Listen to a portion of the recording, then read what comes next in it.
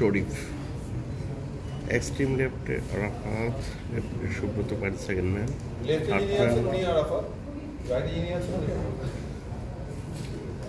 মুন্না মাসুদ হচ্ছে right side থেকে second.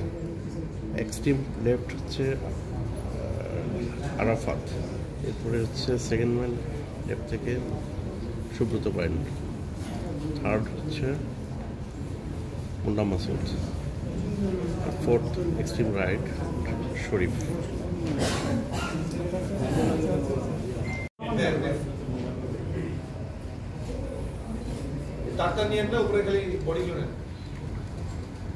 এই প্রথমটা হলো আরাফাত না?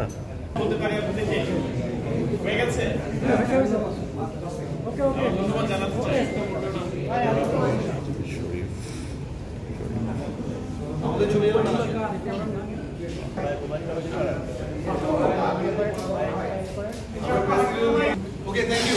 Okay, thank you.